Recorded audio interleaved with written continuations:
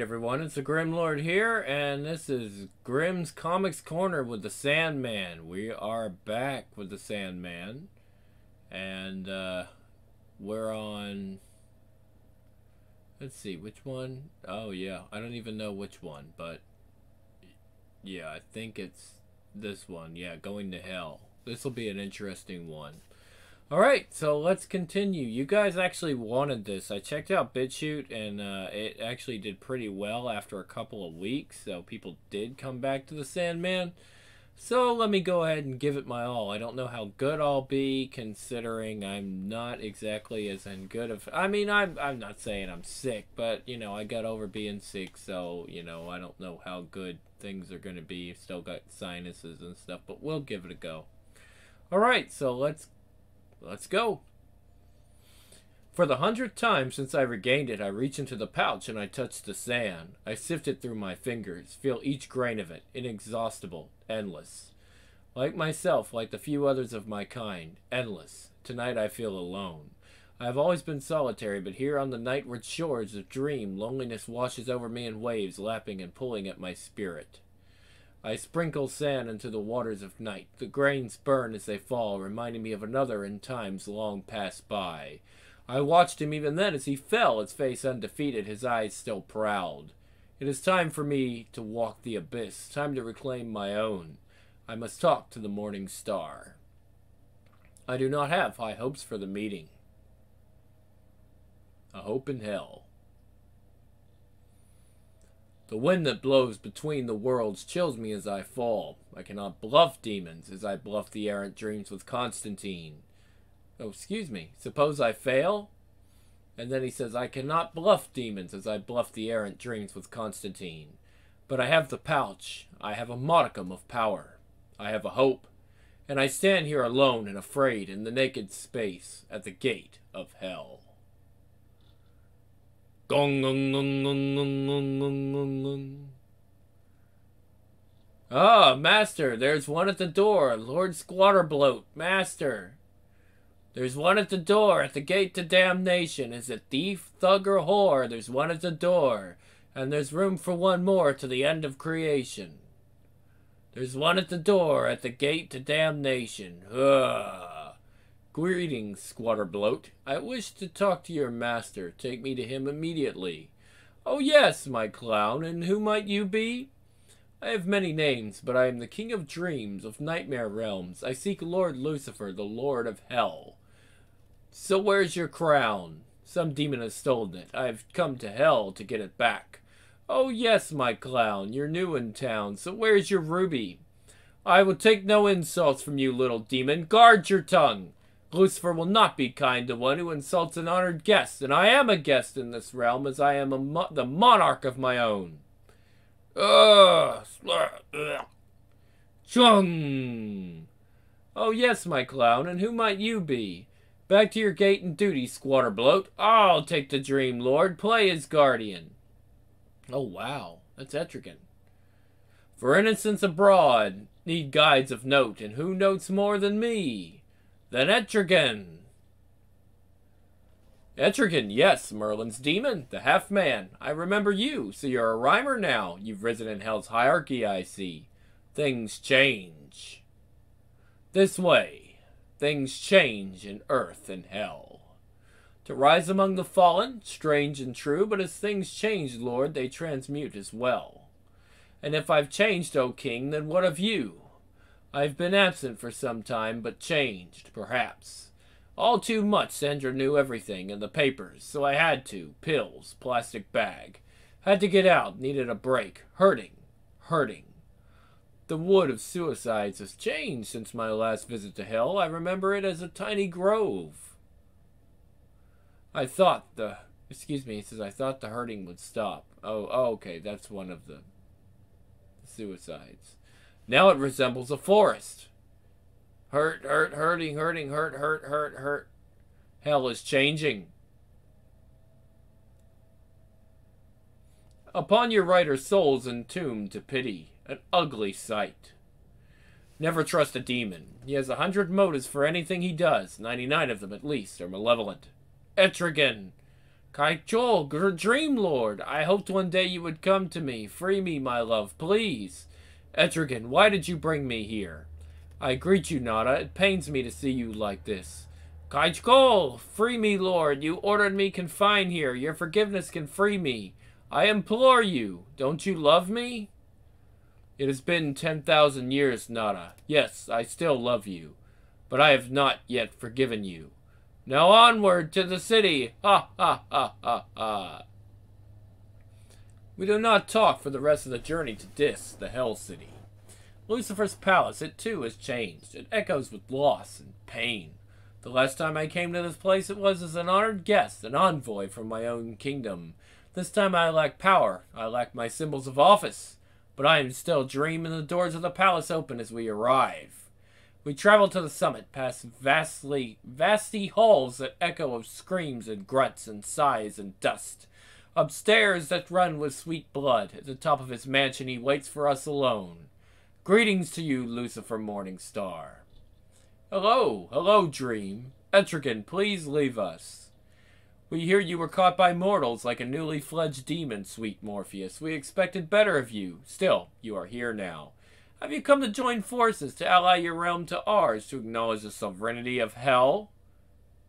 You know my views on that, Lightbringer. Yes, we do. Your family are well, I trust. Destiny, Death, Despair, and the others? No matter. We assume that this is no social call. What do you want? My helm was stolen from me. I believe one of your demons has it. I would like it back. Now. Ah, if it were only that easy. Things have changed in Hell since you were last here. Bzzzt. Things have changed? What are you trying to tell me, Lucifer Morningstar? That you no longer rule Hell? That the demons no longer follow your rule? Things do not change that much, proud one. Ah, but they do, Morpheus. Lucifer is indeed no longer sole monarch of the nether regions. We have... this is our co-monarch, Beelzebub, the Lord of the Flies. We have met. So you spoke the truth, proud Lord of Lies. Hell is now a duumvirate. No, it's a triumvirate. Azazel will join us shortly. He is the third Lord of Hell. Some years ago, the Dark, the shadow creature, came forth to challenge Heaven. The episode ended in perhaps a stalemate, but the civil war in Hell that ensued tipped the precarious balance of power. We rule in coalition now, as Azazel, Beelzebub, and I. Three kings of darkness, I am Azazel. Welcome, Dream King. Hell a triumvirate? Things change indeed. Very well. I seek a demon who has stolen my helm of office. I wish it back. Which demons? Name it and we will bring it here. There are 1,000,000 demons after all. Or there are more than 1,000,000 demons after all, rather. I do not know the demon's name. Then let us summon all of them to tell and meet them on the vastly plains of Hell. There now, Dream King, tell us. Which demon has your helmet? I look at the demons. Some I recognize from nightmares. Others have passed through the dream world in the past, but there are so many. One of you has my helm, my mask of pure dream. I crafted it myself from the bones of a dead god. It is one of my tools. Ah, you know what he's saying, right? He's actually talking about that he created that helm from the original Sandman from DC Comics. That one. Kronzon, a Duke of Hell, one of Beelzebub's.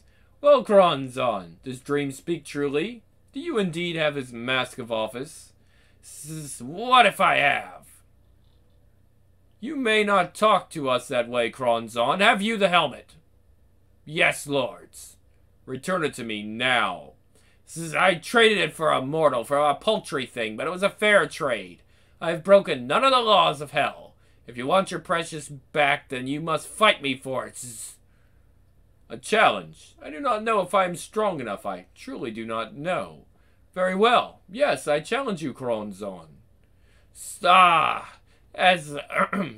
So, as the challenge, I choose the battlefield.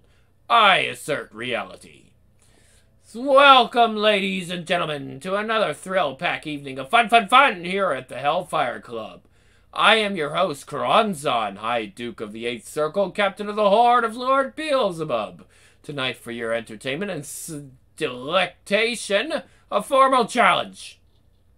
As the challenge, I set the meter and take first move, and the challenger's dream once the master of the realm of sleep.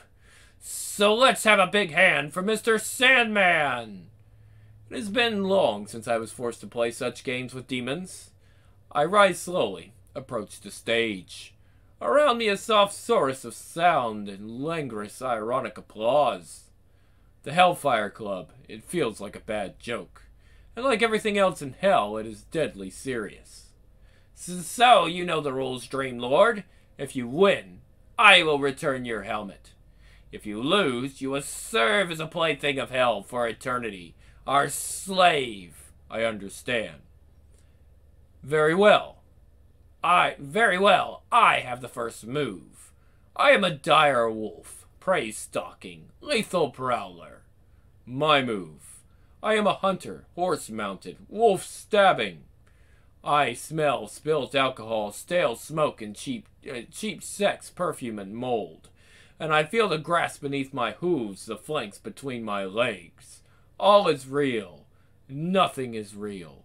Kronzon's move. I am a horsefly, horse stinging, hunter throwing. There are many ways to lose the oldest game. Failure of nerve, hesitation, being unable to shift into a defensive shape, lack of imagination. I am a spider, fly consuming, eight-legged.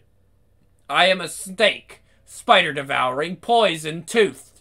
I am an ox, snake crushing, heavy-footed. I feel the snake writhe beneath my hoof, its spine crushed. I am an anthrax, butcher bacterium, warm life destroying. A change in direction, but still an old gambit. I think I understand how Kronzon plays, how I can turn it against him. I think I will abandon the offensive. I am a world, space floating, life nurturing. I am a nova, all exploding. Planet cremating. I am the universe, all things encompassing, all life embracing. I am anti-life, the beast of judgment. I am the dark at the end of everything, the end of universes, gods, worlds, of everything. And what will you be then, Dream Lord? I am hope. Oh, then I am... I don't know. Where are the twins? Where are agony and ecstasy? Oh, take this pathetic creature from our sight. Demonstrate him to our displeasure. Excuse me. Demonstrate to him our displeasure. We hear and obey, Lord. No, not this, King Beelzebub, Liege Lord. Protect me, please. And it is over. Here, Dream Master, this is your helmet. You have won it fairly. Take it. I thank you. The kings of hell are honorable. I remember this. Honorable? You joke, surely. Look around you, Morpheus. The million lords of hell stand arrayed about you. Tell us why we should let you leave. Helmet or no, you have no power here. What power of dreams in hell? You say I have no power. Perhaps you speak truly. But you say that dreams have no power here? Tell me, Lucifer Morningstar. Ask yourselves, all of you, what power would hell have if those here in prison were not able to dream of heaven? Silently they move aside, unable to meet my gaze, and walking steadily, my helm by my side, I take my leave of hell, my hopes fulfilled. One day, my brothers, one day I shall destroy him. Epilogue. Hey, Destiny, whatever your name is, afraid I've got some bad news for you, geek. Huntoon says to tell your mother's croaked. She's dead. Seems she wanted you to have this. Catch, clink. Thank you, mother. It's just what I always wanted. Next, Monsters and Miracles.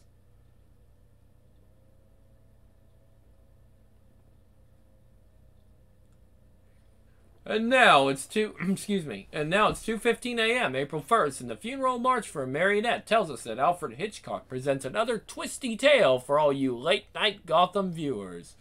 Pom de pop pop, pom de pom. Pom pity pom pom pom. Oh, okay, I see.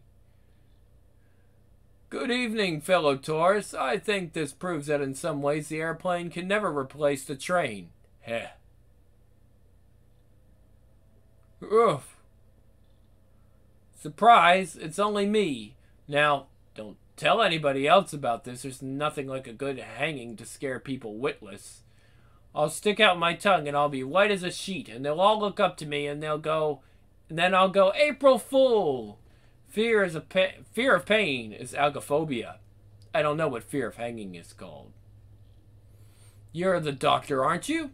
Some people are afraid of doctors. It's called iatrophobia, Dr. Destiny. Oh, excuse me. Iatrophobia. Dr. Destiny. Aren't you meant to be locked up downstairs? Shh, you mustn't tell anyone I'm escaping. My mother died. She gave me her amulet. It keeps people safe from things. She told me that. She gave me my ruby too, but now she's dead. Shall I tell you what I'm going to do? Tell me. Tell me. I'm going to get the ruby back. The Materitopticon. And then I'll drive everybody in the whole wide world mad. And then they'll make me king. Sounds scary. Have a nice time, and you must promise when you get back to tell me all about it. You don't understand. I'm going to rule the world, or destroy it. I'm not coming back.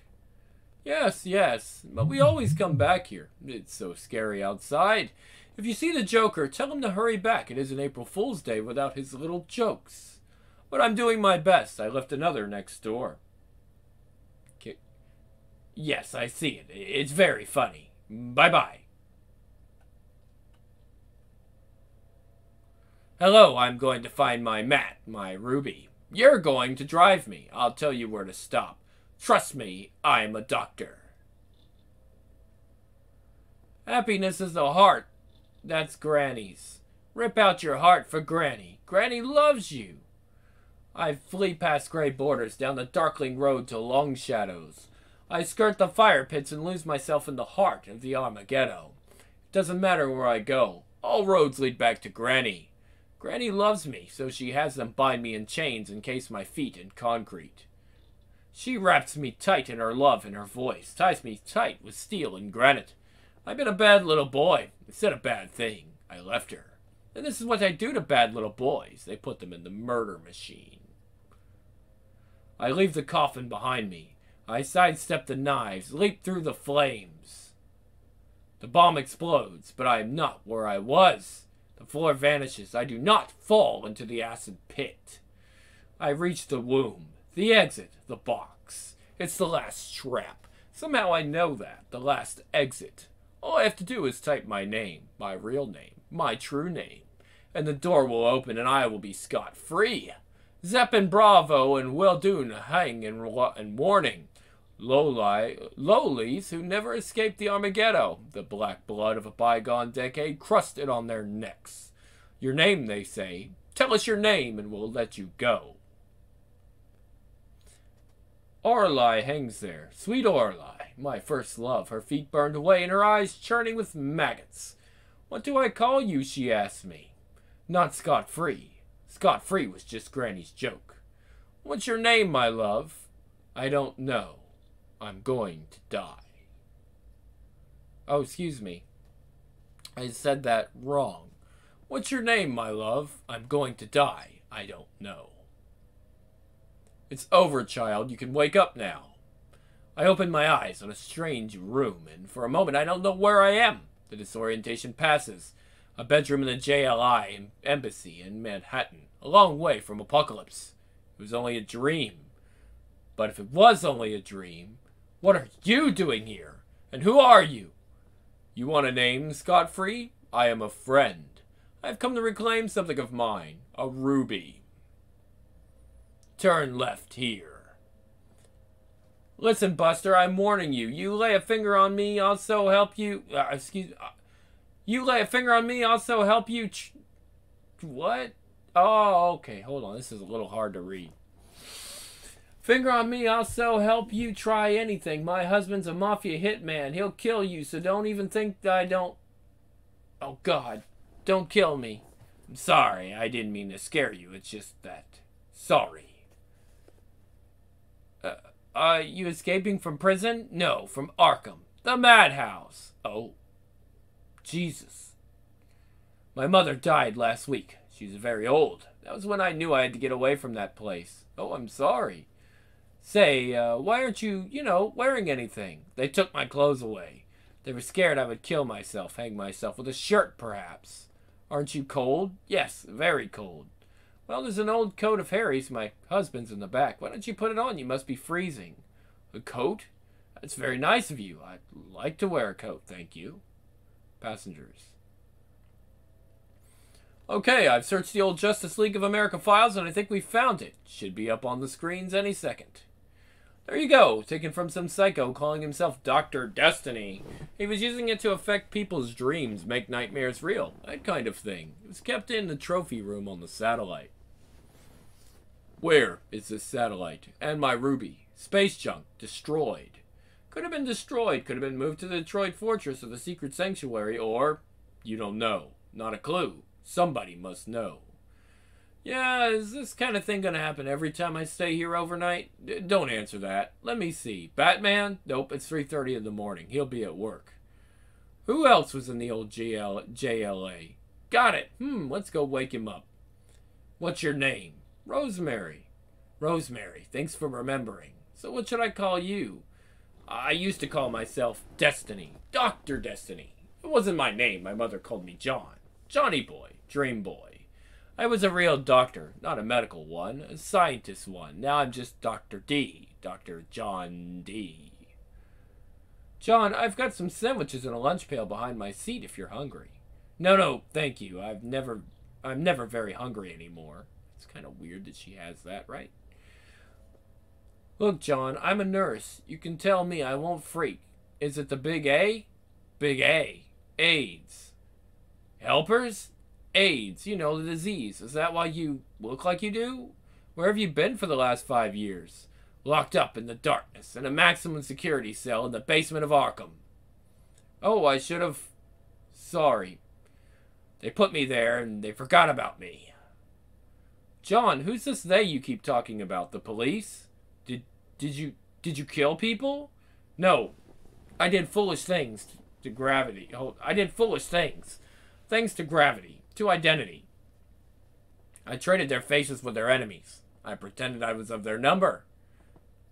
Who, John? The costumes, the heroes, the Justice League of America.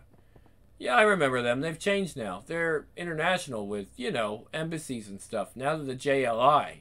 As you say, it was a long time ago. Knock, knock. Scott! Do you know what time it is? I hope this is important. Yeah, sorry. I know it's nearly 4, John, but, or Joan. But you're the only member of the old JLA who's still around. We've got a visitor. You? Lord Zorro, I greet you humbly. May you guard us in the darkness and on the pathway between waking hours and protect us in dreams from the flame of your wrath. A Martian? I thought your kind were eons gone.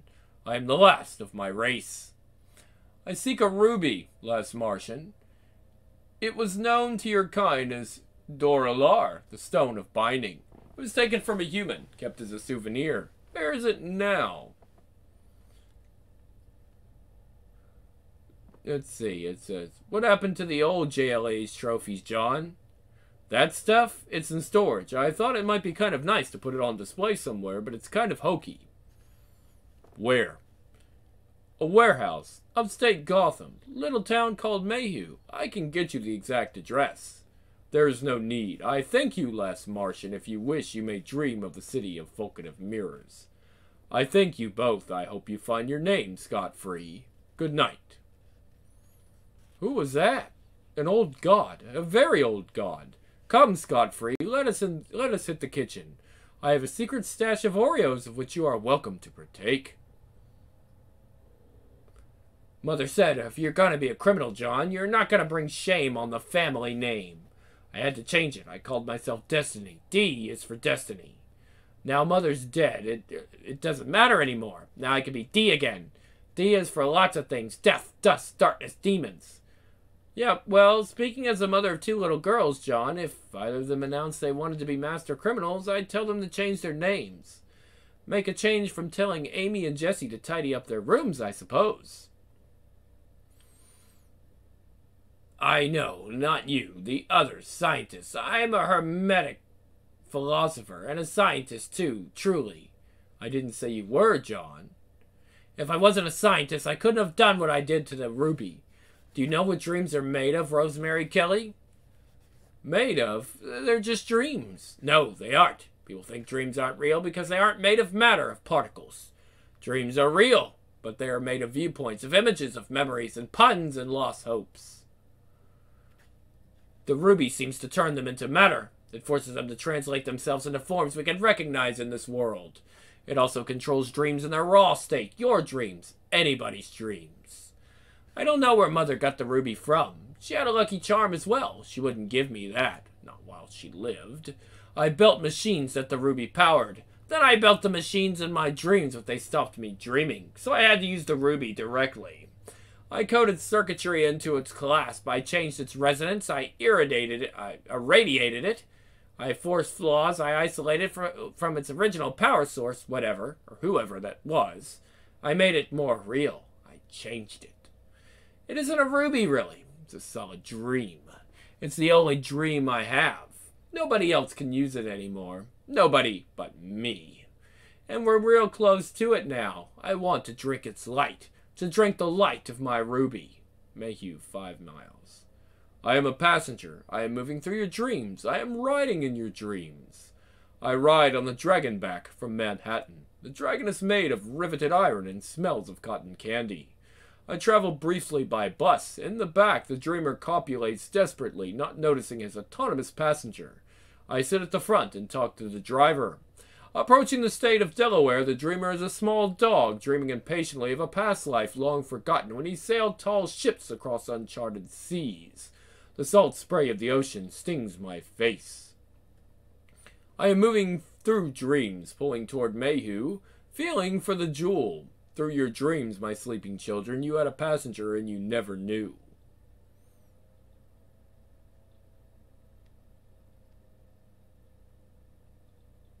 At last!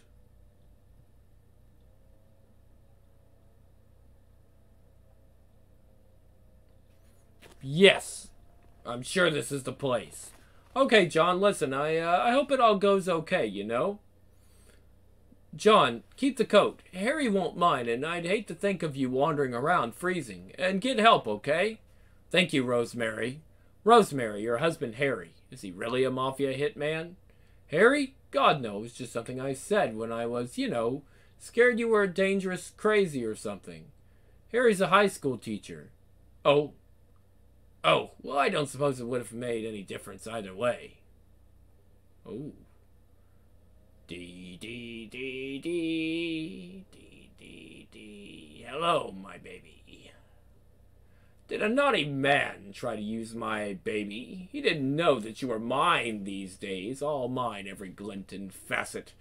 Oh, baby, you feel even more powerful than before. Where did the extra energy come from? Have you been fickle? Have you been with someone else? It doesn't matter, darling. We're together again. That's all that counts. So go, my little love, touch the world, eat their hearts and poison their dreams, rip their nightmares into the daylight and scum their sleep with creeping fear. Yes. Hello, miss, I would like a cup of coffee while I wait. Sure, hon, that'll be 50 cents. What are you waiting for? Oh, you know, the usual, the end of the world. Next, waiting for the end of the world.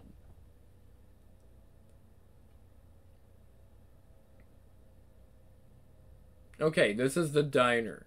Very classic.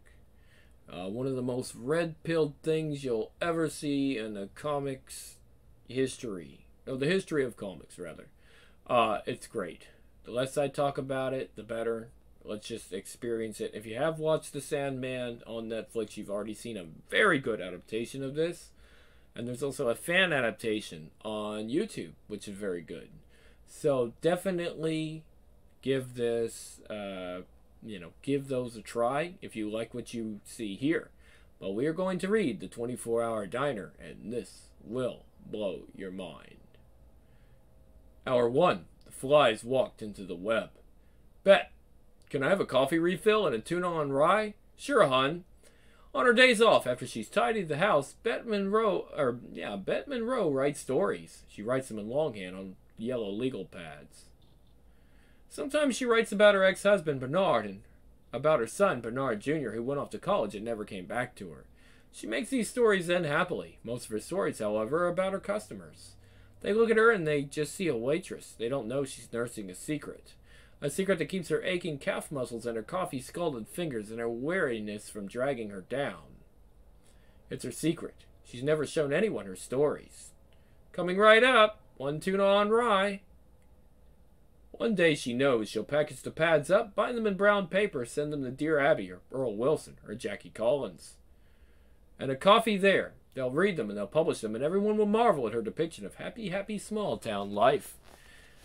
But you're a writer, Johnny Carson will say to her. How do you know what it's like to be a waitress? She'll smile. She won't tell him. It'll be her secret. People think Bette talks to them so easily because she's a waitress. They don't realize she's a writer gathering material. Bette, I'm going to use the bathroom. If Donna comes by, tell her to wait, okay? Sure, Judy. She already knows Judy's story. She isn't small-minded. A writer can't afford to be. What those girls do is a sin against God and unnatural, but still. Oh, Joy Division. Bette feels sorry for them. In her story, she's already married both of them off to fine young men. Ma'am, could I trouble you for more coffee over here, if you please? No trouble at all, hun. It's not yet 11. You still got an hour to kill. Yeah, I know. The young man now, he'd spoken to her easy as anything, just as if he was really talking to a waitress. Tell them you're a writer and they shut up tighter than clams. He's going for an interview with that big chemical works. Maybe tonight she'll write a story about him. He'll get the job. Marry the boss's daughter. I said it's all meringue and razor blades, and she said... Oh, hold on. He'll get the job. Marry the boss's daughter. Okay, that's how that works. Cheeseburger, black coffee. Please, Bette. You, Kate? I'll have a salad, low-cal dressing, and a sake with low-fat milk, if you have it. Uh-huh. I'll have to see.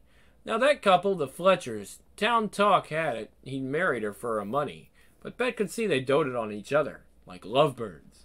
Take one lovebird away, the other hankers and dies. Zippity-doo-dah, zippity-day. All Bette's stories have happy endings. That's because she knows where to stop. She's realized the real problem with stories. If you keep them going long enough, they always end in death. Hi, Bette. When you're ready. With you soon, Marsh. Marsh's story she knows already. Bette sort of looked after Marsh since Marsh had died. Marsh and Marcia, the writer in her whispers. They were obviously meant for each other. But Marcia drank herself to death, died yellow and whispering in a sanitarium. Oh, thanks. Marsh, he went sort of crazy after that. A good mailman gone bad. State patent, stealing from the mails. 5 years. He's a trucker these days, working out of some upstate town that had never heard of him, but he still looks in on her every few weeks. For old time's sake. When do you get off, honey? You know, Marsh, not until after lunch. It's okay. I'll wait. They weren't just customers. They were raw material. Even the quiet little stranger in the corner seat. He'd been here since she came on shift this morning, nursing coffee after coffee, hardly drinking at all, just watching them cool away in a dream world of his own. She wonders about him. She'll talk to him when things get quieter, draw him out, and tonight when Marsh has climbed in his truck and headed back upstate, she'll write a story about him, and in her story, she'll make him happy. Hour 2, he was forced to act to prevent any of the flies from leaving. I don't believe it. I'm going to be late for my interview. Jesus H. No. Ma'am, I'm leaving $5 on the table here. That should cover it. I'm sorry. Shoot. If I run, maybe I can still make it. Oh, gosh. Oh, heck. Oh. Oh, ma'am? More coffee if it's no trouble. Sure, right. Coffee. Great. Coffee. Please, I would like to watch the television. Will you make it work? You want the TV on? No problem. Hi, Rose. Yeah, it's me. Judy, listen, have you seen Donna today? Well, we had a fight last night, and I'm sort of worried. Split up? No, of course we haven't. It's just... Her mom? You think she might have gone back to her mom? And yesterday's Paul's churning episode of Secret Hearts. You mean I married my dentist? But if my Siamese twin is HIV positive, doctor, doesn't that mean... I'm not just a crazy Kara. I'm a crazy with a gun. Say your prayers. Hello, Miss Kavanaugh? This is Judy, Donna's friend. Have you seen Donna today? You don't have to approve of me, Miss Kavanaugh, but I just want to... Miss Kavanaugh? Hello? Tight-assed old hag. Sorry. I wish I were dead. Hour 4. He watched television. Look, everyone. It's Dino. Yay! Hey, kids. Dino the dinosaur is trying to tell me something. Gee, Dino, I didn't know it was Pterodon's birthday today. Should we break him a cake? Ah, and you want to tell me something else, do you, Dino? We're going to die. Dino says we're all going to die. Dino told me. He says we should slash our wrists now. And remember to slash down the wrist, boys and girls, not across the wrist. Dino's Kid Vid Playhouse. Please stand by. We're experiencing technical difficulties. Hour 5. The flies get restless. I'm saying it's weird. Nobody's come in. It seems like we must have been here for hours, but it seems like we just came in. Something's very...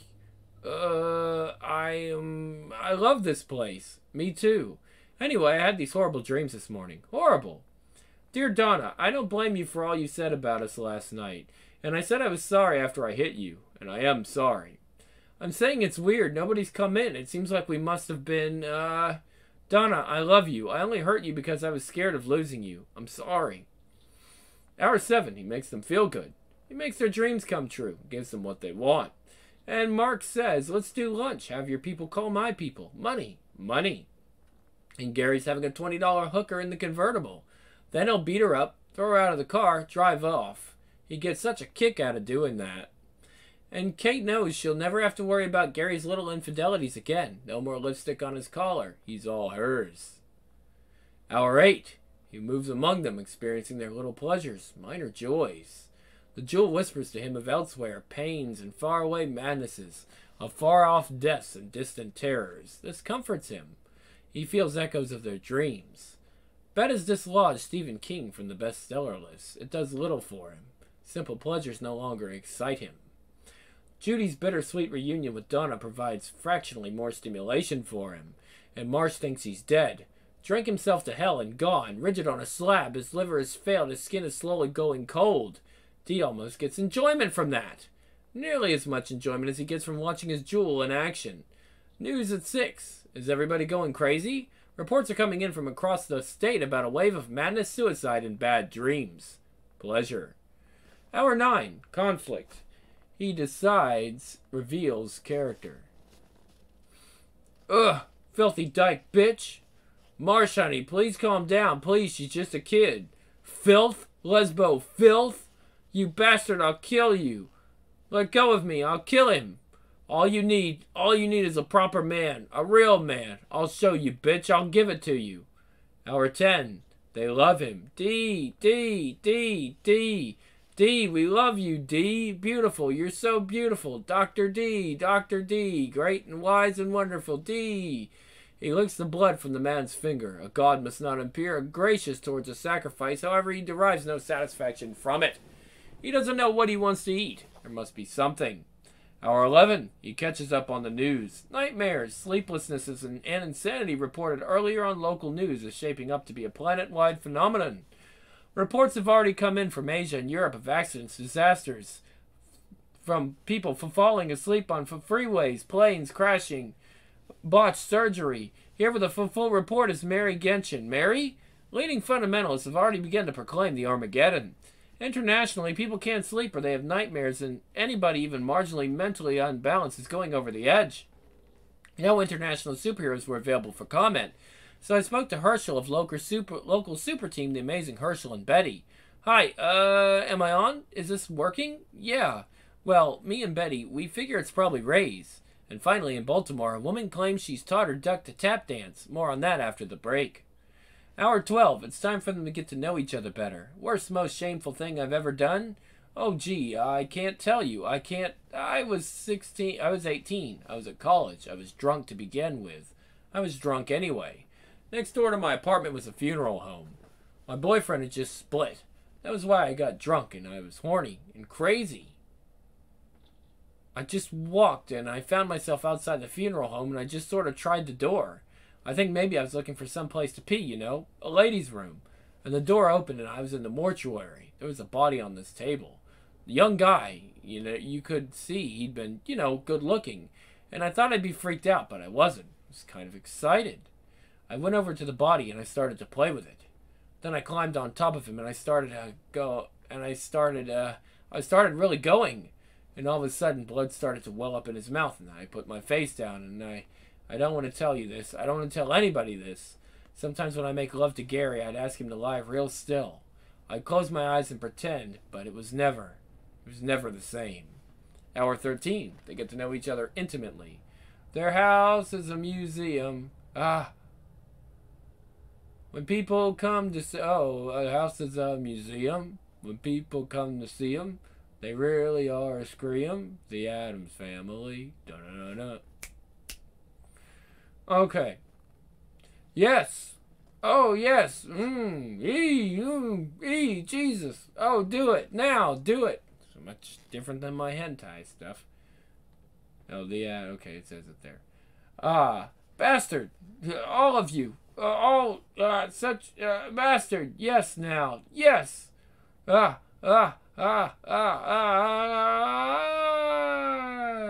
Neat. Hour 14. Midnight, and he consulted oracles. Tell me my future. You come from dust. You walk the dust. You go back to dust. Tell me my future. There is no future for you, John D.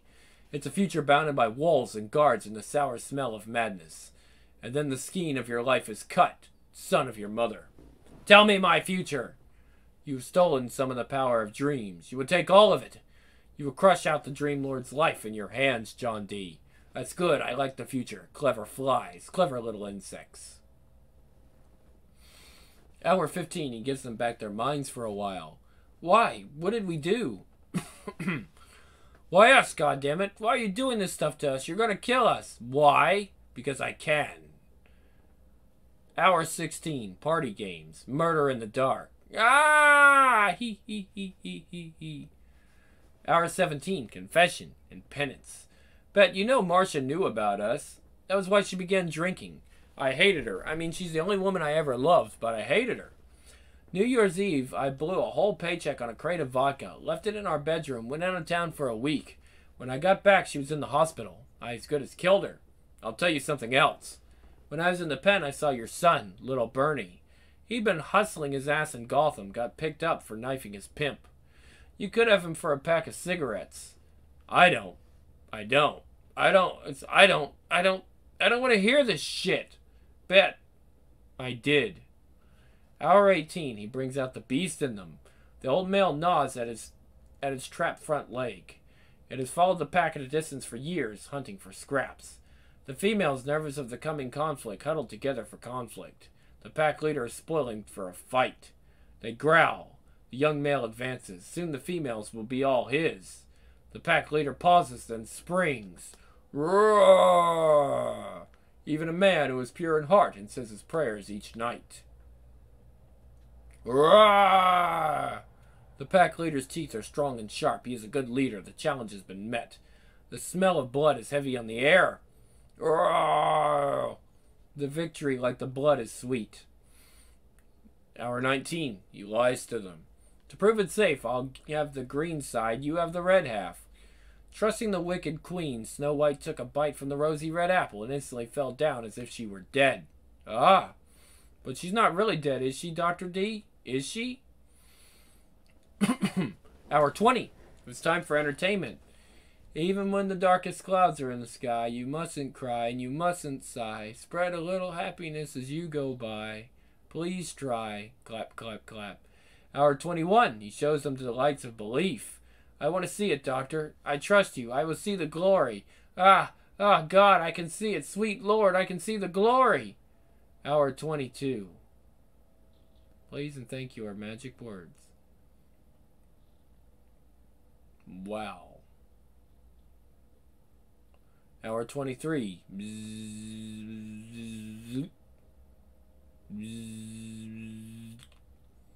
Hour 24. Ah.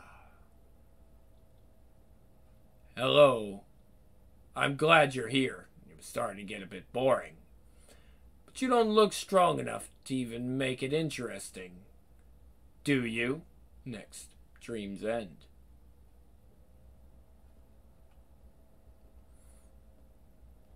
Listen, you can hear the screaming. 3 children are trapped in an elevator with Bobby Joe McCann. Harold Smith prowls the dog's home, a tire iron clutched in its bloodied fist. Maud Caroline screams with laughter as the flame devours the geriatric ward. Listen. Listen, you can hear sobbing. On the freeway, helpless weeping comes from the crashed sculpture of twisted, blistered metal, burning rubber, shattered glass. In the streets of New York, a group of fundamentalists know that this is the Armageddon, and they are still here, trapped on the earth. Bereft of the rapture, they weep for their abandonment by a suddenly distant God. Listen to the anguish of a world in which the bad things are coming out of dark places. Listen to a world in pain. In the radio room, Nan Fowler knows he has no more ambulances to send, and the calls just won't stop coming in. Listen. You can hear it. Listen. Sound. What? What do you think you're doing? And fury. What does it look like I'm doing?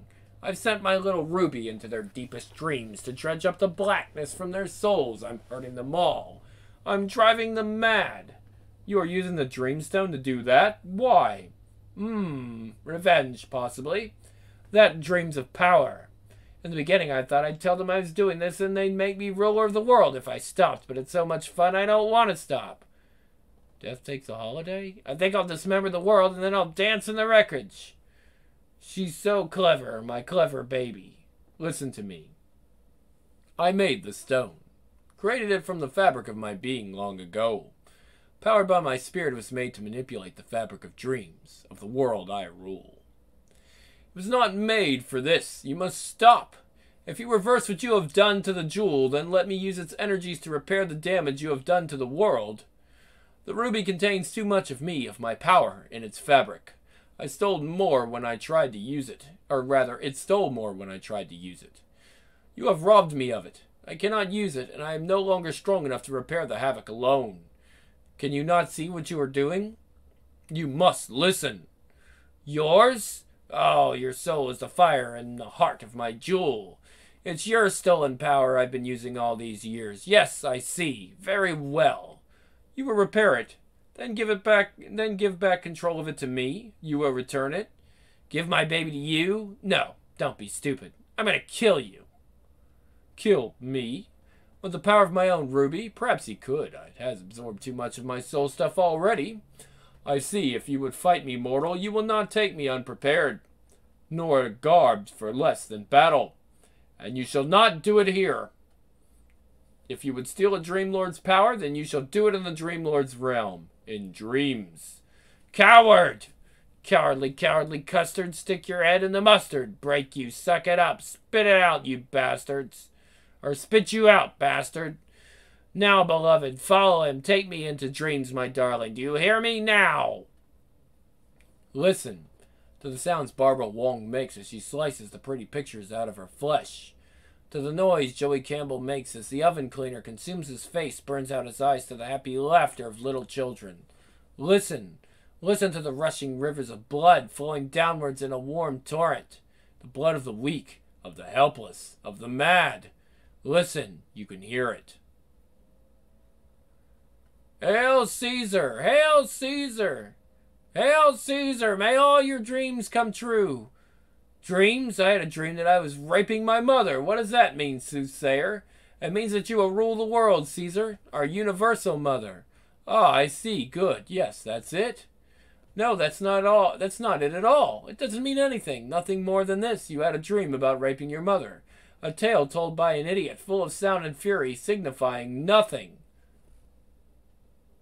Daddy? Love something 1927. You had what? Johnny D, I wish to God I'd strangled you at birth. Don't say that, Mama. It was only a dream. I didn't really mean it. Caesar. Caesar, beware the Ides of March. No, it's not that. What is it? Beware the March of Ideas? No. Beware the Brides of Frankenstein. No. Stay back. Go away. They've gone. You did that. My Ruby. I know you. God, this is a dream. I'm in the dream world. And I remember why I'm here. I'm here to kill you, Dream Lord, to take this kingdom as my own. I hold your stolen power in my hands, and I will take all of it. I think I'm going to like it here. Where are you? Show yourself. I'm going to suck your blasted life out, swine scum. You can't hide from me forever. And 100 million sleepers stirred uneasily in their slumber. Can you see me, stinkered lord of piss and mire? Look. Can you see me using your power to rip your ragtag dream world apart? Can you see me? Ah, ha, ha, ha, ha, ha, ha. And the sleeping all over the world screamed and whimpered and moaned and thrashed and called out as if caught in the darkest of nightmares. And in dreams, John D. spewed his hate and laughter onto the emerald winds. Eve stares out from her cave at the erupting dreamscape, her raven caws unkindly at the havoc. Come to me, you ragshag lord of nowhere at all. The quakes and lights send the keepers of the story scurrying for cover. Their monsters hide with them under their bed. Watch me, I'll rupture your ramshackle land and piss in the ruins. Come to me, you spineless, spittle-arsed, poxy-pale wanker. In the garden of forking ways, Destiny finds himself, perhaps for the first time, hesitant to turn the next page in his book. Oh, this is so good. Mother, if you could only see me now. Watch me, dream puker. Do you know what I'll do next? Stop. I am here, D. Desist. Yes, you're here. Hello. Hee hee hee. This lovely thing is yours, isn't it? It contains your life, your magic, your power, right?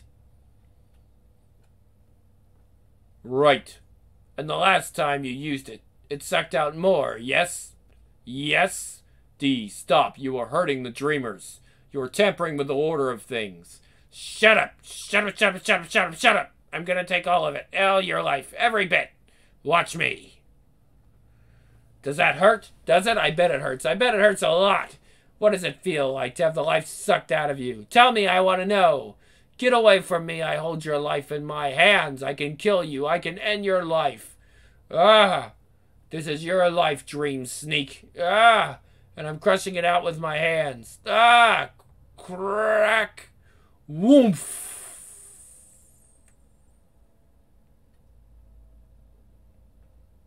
I did it.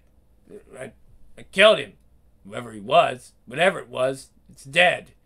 The ruby's gone too. I feel so strange. I feel different. So now I rule the dream world. I will hide in dreams. I'll never go back, never leave here for the real world where people can hurt you. Where they don't care. Where they die when you still need them. I will be a wise and tolerant monarch, dispensing justice fairly and only settling nightmares to rip out the minds of the evil and the wicked. Or just anybody I don't like. I'm the king of dreams, of everything, but it's funny. I always thought that when I become king, I thought there would be applause. I thought somebody would say something. Thank you, John D. It has been so long, I had forgotten. I had forgotten how much of my power I had placed in that jewel, how much of it was denied to me. But I killed you. What are you going to do to me? I am not sure. You have pretended to power, not yours. Wreaked havoc. Oh yeah, okay. Wreaked havoc in my realm, inflicted pain upon my person. For that, you should be punished. But you destroyed the ruby. I doubt I would have thought of that. Destroying it, you release the power stored in it. My control of the dream world. It's all mine again. It feels good. Are you gonna kill me? I could. Perhaps I will. I'm sorry. I don't doubt it. Not that it matters. You should have never used my ruby. It's not made for mortals. The damage to your mind must have been considerable. You mean, after what I did, you aren't going to do anything? Of course I'm going to do something, John D. I'm going to take you home. Boo! Oh, hang on. I'm afraid I can't see a thing without my spectacles. Good Lord, is it you, Doctor? I was scared that you might not be coming back, and you've brought a friend. I told you that you'd come back. We always come back. It's a comfort in wretchedness to have companions in woe. Marlowe, Faust. Of course he was talking about hell, but it applies equally to Arkham. There's no place like home, Professor Crane. There's no place like home, Professor Crane. Goodbye. I think I'm sorry about that, about what I did, you know. Sorry. Sleep well, John D. I can't go to sleep in my cell. There's a rat in there. I'm frightened of rats. I don't sleep. Listen. It's so horrible here. All the screaming the last few days. Mr. Dent tried to strangle himself. It's been so mad. Quite terrifying. Perhaps you will tonight. It's never quiet here. Even at night, there's always someone crying, someone calling out, someone in the next cell banging their head against the wall. Banging and banging and banging. Fear of noise, let me see. Latin. Strepens. Noisy.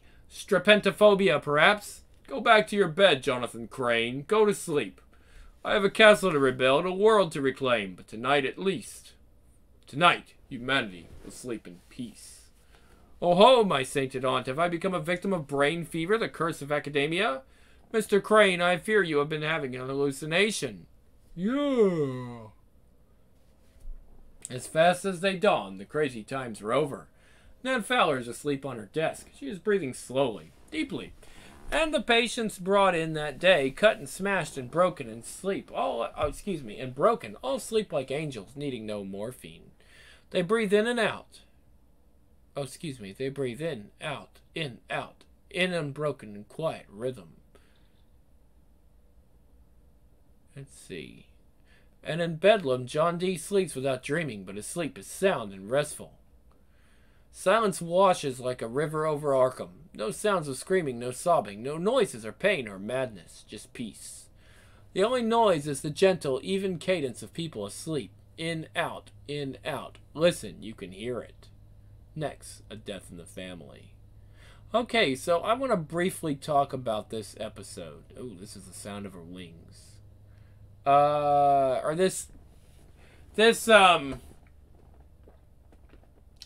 it was an episode, but we can talk about this whole deal because it was made into one episode. I actually kind of like the adaptation better, and I'll explain why. In the adaptation, John D. does something very red-pilled. He basically said, I want to create, and instead of it just going different things, even though that does kind of happen, it's actually a little stronger. Because what he does in the show is he said, I want to see a world where no one lies.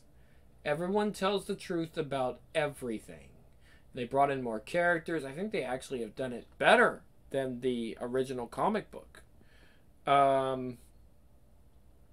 Of course, there's a lot of DC characters that were not put in the series, and we understand why. But, yeah, basically, this is just, I don't know. I mean, it was still, you can kind of see that he was still experimenting a lot, but they had a more ground version of it. And basically, you find out, it's so well written, because you have these people and you get introduced to them, and then you find out the truth of what they really want in life. You know, their deepest desires. Imagine if nobody lied and everybody told the truth and spoke what they desired and wanted most in life. That's what Dee did in the show, and it is the most red-pilled thing I've ever seen. Because it's literally, it's a giant red jewel, so I don't know if that's, you can say what you want about that, because this is much older than The Matrix and Transmetropolitan even. Not Transmetropolitan, but The Invisibles, where the whole thing originally started. So, basically, guys, yeah. He draws these people closer and closer to their desires and what they want till they finally start murdering and killing each other and going absolutely crazy. Because again, this is a world where nobody lies, everybody tells the truth, so everything they really think about people and every desire they have, whether it be positive or extremely harmful, comes to light. And it's very red pill. It's like if everybody took the red pill and just said, no more lies, we want to tell the truth about everything. And so it was absolute bedlam. It's crazy.